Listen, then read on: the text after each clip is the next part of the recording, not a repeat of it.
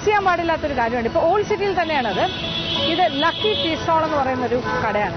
പണ്ടൊരു ചെറിയ കടയായിരുന്നു tea stall. പിന്നെ അത് കഴിഞ്ഞിട്ട് ഇപ്പോൾ റെസ്റ്റോറൻറ്റും എല്ലാമായിട്ട് മാറിയിട്ടുണ്ട്. ഇത് പ്രത്യേകത എന്താ വെച്ചാൽ ഇത് മലയാളികൾ നടത്തുന്ന ഒരു കടയാണ് ഈ ടീ സ്റ്റോള്. പിന്നീട് മറ്റൊരു പ്രത്യേകത എന്ന് പറഞ്ഞാൽ വിലമതിക്കാനാവാത്ത ഒരു സ്ഥലം എന്നുള്ള നിലയ്ക്ക് കാര്യം ശ്രീ MF ഹുസൈൻ അദ്ദേഹം ഇവിടുത്തെ ഒരു നിത്യ സന്ദർശകനായിരുന്നു.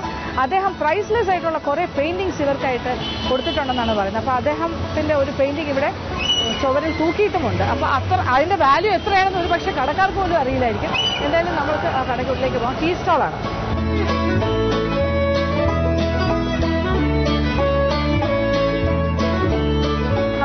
ലക്കി ടീ സ്റ്റോളിന്റെ ഉള്ളിലാണ് ഞാനിപ്പോൾ. ഇതിപ്പോൾ 2 സെക്ഷനാണ്. അപ്പുറത്തെ സെക്ഷനിൽ സൗത്ത് ഇന്ത്യൻ ഫുഡും ഇവിടെ ഇവരുടെ സ്പെഷ്യാലിറ്റീസ് വേറെ ഉണ്ട്. ഓണേഴ്സ് മലയാളീസ് ആണെന്ന് ഞാൻ പറഞ്ഞല്ലോ.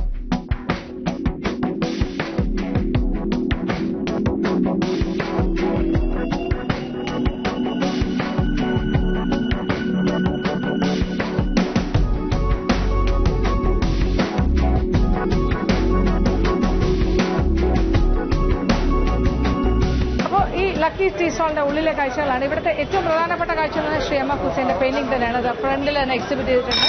പിന്നെ ഇവിടുത്തെ ആഹാരത്തിന്റെ പ്രത്യേകത എന്ന് പറഞ്ഞാൽ ചായ, അതിന്റെ കൂടെ മസ്ക ബൺ എന്ന് പറഞ്ഞിട്ട് മധുരവും ബട്ടറും ഒക്കെ ജാമും ഒക്കെ ചേർത്തിട്ട് ബണ്ണ് കൊടുക്കുക. ആ ബണ്ണും അതിന്റെ കൂടെ ചായ അതൊന്ന് ടേസ്റ്റ് ചെയ്യും.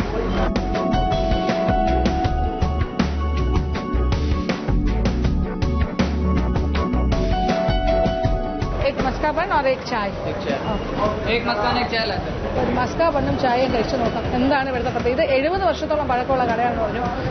മലയാളികൾ നടത്തുന്ന കട. അപ്പോൾ എനിക്ക് തോന്നുന്നു സെക്കൻഡ് ജനറേഷനാണ് ഇപ്പോൾ ഈ കട നടത്തിക്കൊണ്ട് പോകുന്നത്.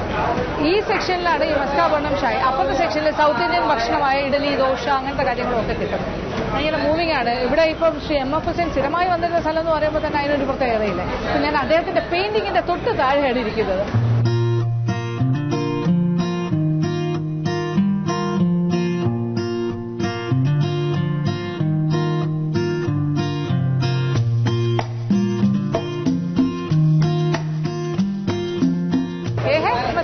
ये मस्का बन नमक जैम. ഓക്കെ. ഓ, ഇതിൽ വേറെ എന്താന്ന് വെച്ചാൽ ഇതിൽ ജാമും ബട്ടറും കൂടി തേച്ചിട്ട് വരുന്ന ഒരു ബൺ. എന്താണ് പ്രത്യേകത എന്ന് മനസ്സിലാവണില്ല. കഴിച്ചു നോക്കിയിട്ട് പറയാം. 4 പീസായിട്ട് കട്ട് ചെയ്യും. ബ്രെഡിൽ ജാമും ബട്ടറും ചേർത്ത് ഒന്നിച്ച് കഴിക്കുന്നത് ഫീൽ തന്നെയാണ്. പക്ഷെ ബട്ടർ സോൾട്ട് ഇല്ലാത്ത ബട്ടർ. ഇതും ചായയും ഇതാണ് കോമ്പിനേഷൻ.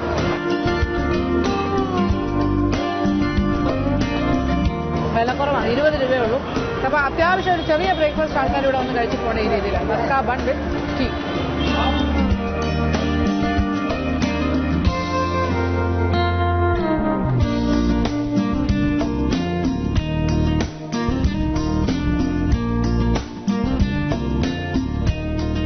അപ്പോൾ നമ്മൾ ലക്കി ടീ ഷോപ്പിന്റെ മറ്റൊരു ഭാഗത്തേക്ക് വന്നിരിക്കുകയാണ്. ഇവിടെ സൗത്ത് ഇന്ത്യൻ ബ്രേക്ക്ഫാസ്റ്റ് കിട്ടുന്ന ഭാഗം. ശരിക്കും പറഞ്ഞാൽ ബണ്ണും ചായയൊക്കെ കഴിച്ചു. പക്ഷെ അതുകൊണ്ടൊന്നും വയറ് നിറഞ്ഞിട്ടില്ല.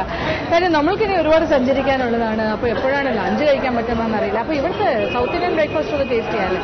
എന്തായാലും ഞാൻ ബ്രേക്ക്ഫാസ്റ്റ് കഴിച്ചിട്ടേ പോകുന്നുള്ളൂ. പക്ഷെ ഇതിപ്പോൾ വലുതായിട്ട് ചെറിയൊരു ടീ സ്റ്റോൾ ആയിരുന്നിരിക്കണം ഒരു കാലത്ത്. പക്ഷെ 70 വർഷം പഴക്കമുണ്ട്. ഈ ഭാഗത്ത് മരമൊക്കെ കണ്ടോ? ഇതിനകത്തുകൂടി മരം വളരുന്നു. കാര്യം അപ്പോൾ ഇത് മരത്തിന്റെ ചോട്ടിലുണ്ടായിരുന്ന ഒരു ടീ സ്റ്റോൾ ആയിരുന്നിരിക്കണം. ഇതിനകത്ത് ഖബർസ്ഥാൻ 2-3 എണ്ണം അവിടെ ആയിട്ട് കാണുന്നുണ്ട്.